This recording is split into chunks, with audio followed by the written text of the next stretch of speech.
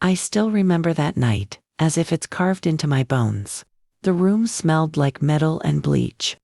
That cold hospital scent that makes you feel like you're standing between this world and the next. Machines surrounded me, their beeping growing weaker, slower, until the sound faded into nothing.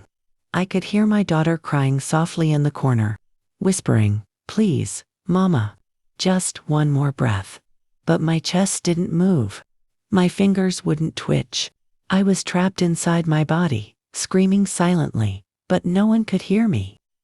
A doctor's voice broke through the muffled chaos. "Time of death, 2:47 a.m. His tone was flat, routine, like he'd said those words 1,000 times before.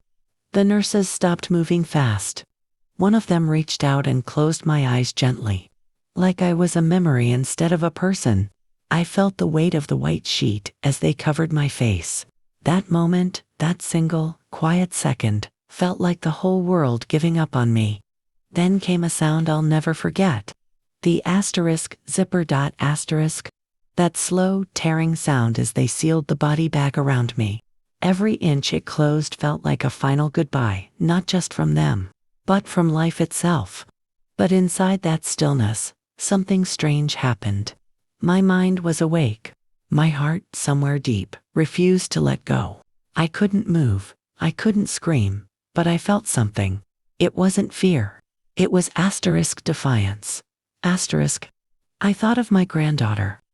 The one who called me her angel, Grandma. I had promised her I'd be at her birthday next week.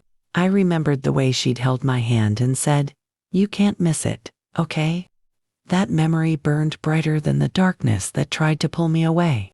My body was lifeless, but my soul wasn't ready. I whispered inside my head, "God, if you're still listening, don't let this be the end." As the nurse sipped the last inch of that bag, a strange warmth filled my chest, faint, like the first flicker of dawn after the longest night. I didn't know it then, but that warmth wasn't death. It was life, fighting its way back. That night, everyone gave up on me, except the one who wrote my story. And my story, it wasn't finished yet. As they wheeled my body down that cold, empty hallway toward the morgue, I felt myself drifting, not forward, not back, but somewhere in between. It's hard to explain that place. It wasn't darkness.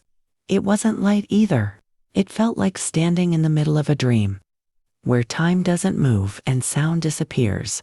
I could still hear faint echoes, the creak of the gurney wheels, the muffled voices of nurses, the distant hum of fluorescent lights, but they sounded like they came from another world. Then suddenly, there was silence. The kind of silence that feels endless. And in that silence, I saw something. Not with my eyes, but with my soul. There was light, soft, warm, golden, and it didn't hurt to look at it. In that light, I saw faces I hadn't seen in years. My mother was there, smiling the way she used to when she'd braid my hair before church. My husband, gone for 15 years, stood beside her, his eyes full of peace. For a moment, I felt like I was home. I felt safe. But then, I heard another sound, faint but clear. It wasn't coming from the light. It was coming from behind me. A child's voice, trembling and desperate. "Grandma, please don't go." That voice pierced everything.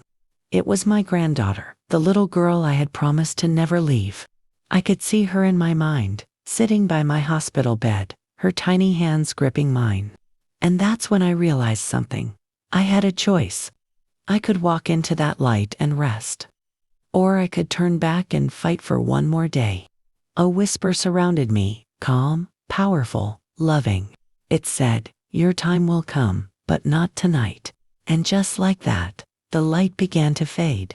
The warmth slipped away, replaced by the biting chill of the morgue.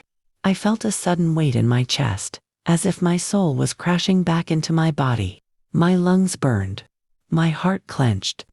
My fingers twitched inside the sealed bag.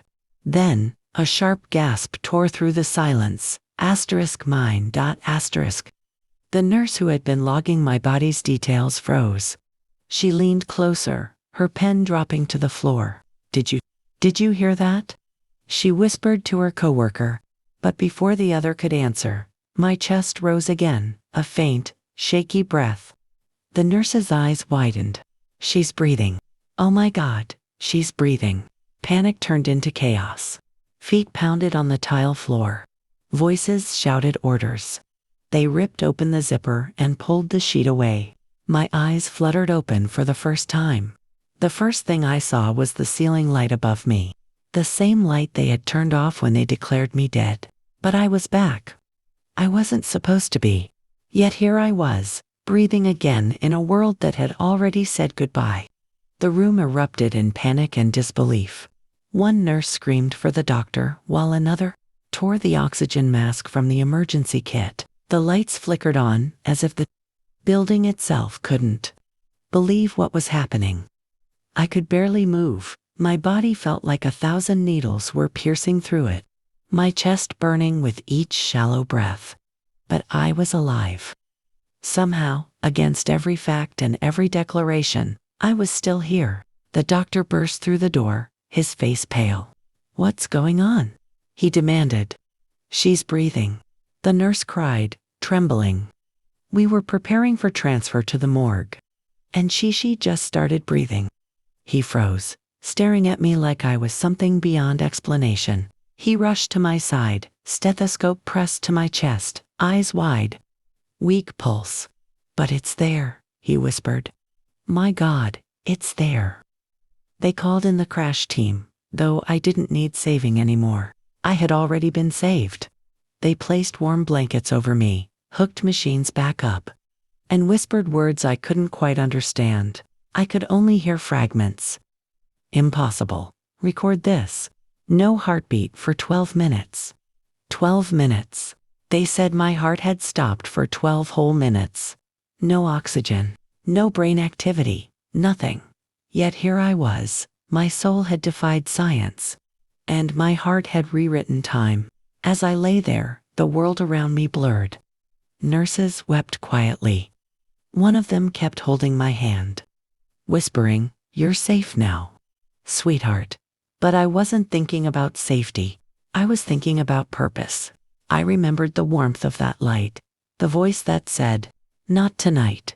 I remembered my granddaughter's plea echoing in my mind. Maybe that's why I was brought back, not just to live, but to tell others that life isn't measured by the breath you take.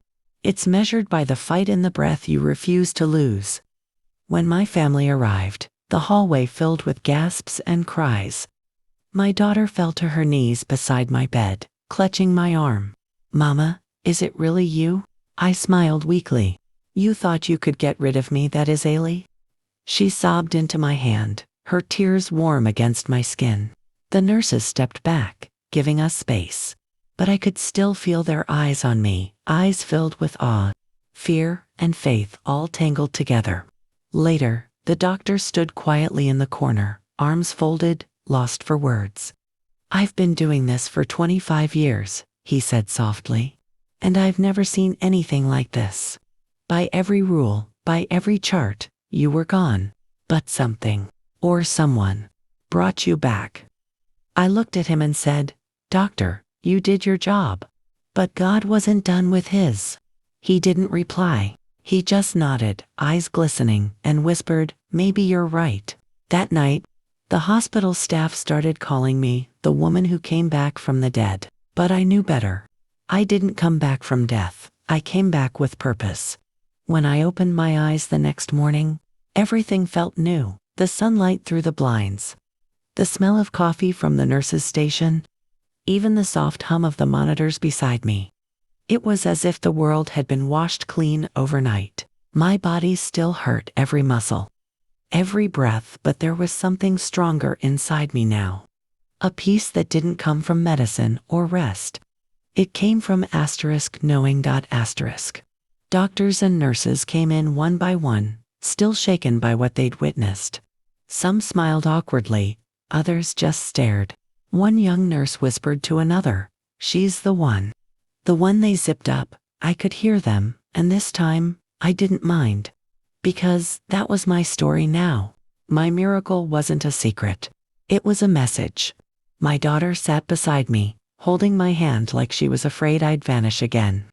"Mama," she said, her voice trembling, "when they told us you were gone, I fell apart. I told God I'd give anything, just to hear your voice one more time." Her words broke me. I squeezed her hand weakly and whispered, "Then promise me you'll never wait until someone's gone to say you love them." She nodded, tears streaming down her face. Every person who walked into that room seemed different, humbled. The doctor who once declared my death now visited me daily, not with charts or tests, but with quiet questions about faith. One night, he asked, "When you were gone, what did you see?" I paused. It wasn't easy to describe something that didn't belong to this world. "I saw peace," I said softly. "I saw light. And I heard a voice, not loud, not harsh, just calm, telling me it wasn't my time yet." He stood there in silence, his eyes glassy. "Maybe science can't explain everything," he finally murmured. As the days passed, I began to heal slowly, painfully, but with purpose. The nurses said it was miraculous how fast my body was recovering. I knew why. I wasn't just surviving. I was restored. Every heartbeat was borrowed time, a gift. I stopped complaining about pain and started thanking God for the chance to feel it. Sometimes, late at night, I'd look out the hospital window and think about how close I came to never seeing another sunrise. And every morning that light hit my face, I'd whisper the same words, "Thank you for one more day." Because when you come back from the edge of eternity, you stop chasing what doesn't matter, money, pride, anger. You start seeing life for what it really is, fragile, fleeting, sacred. And I realized something else too. I hadn't been brought back for me. I was brought back to tell you that it's never too late. If you're still breathing, your story's still being written. People often ask me, "Why do you think you came back?" And every time, I smile softly and say, "Because I wasn't finished learning and I wasn't finished loving." Coming back from death changes you. Not just your body, but your heart, your soul, your eyes. You stop seeing life as a series of days to survive. You start seeing it as a story written by something far greater than yourself. Every sunrise feels like grace. Every laugh feels like music. And every tear feels like a prayer. When I finally returned home, the world looked the same, but I wasn't. The same kitchen, the same creaky chair by the window, yet everything felt sacred. Even the ticking of the clock reminded me that time is a gift we treat too casually. I walked slower. I hugged longer. I forgave quicker. Because when you've been zipped inside a body bag, you learn the value of a single heartbeat. My granddaughter ran to me the day I came home, her tiny arms wrapping around my waist. "Grandma," she said, "I told God not to take you." I knelt down, tears falling onto her little hands. "He heard you, baby." He really did. That moment, that innocent faith reminded me why I fought my way back. It wasn't for glory, or fear, or curiosity. It was for love. Pure, unconditional love. Doctors still don't have an explanation.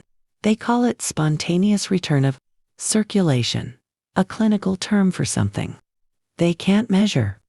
A soul that refused to leave. But I know the truth. When the world said, "She's gone," heaven said, "Not yet." I often think about the nurse who zipped that bag. She visits me sometimes. She told me she hasn't slept well since that night. Said she keeps hearing the zipper and then my breath that followed. I told her, maybe that sound wasn't meant to haunt you. Maybe it was meant to remind you that miracles still happen when no one's looking. Now, when I speak to others, I tell them this. Don't wait until your world goes dark to realize how beautiful light is. Don't wait until you're gasping for breath to thank God for the air you have. And don't ever think it's too late, because if He can bring me back after they zipped me in that bag, He can bring you back from whatever's buried you too. If you're watching this right now, I want you to do something. Take a deep breath. Feel it? That's proof that your story isn't over. So keep believing, keep fighting, keep praying, because the day they zipped that bag, they thought it was the end. But it was only the beginning of the story I was meant to tell.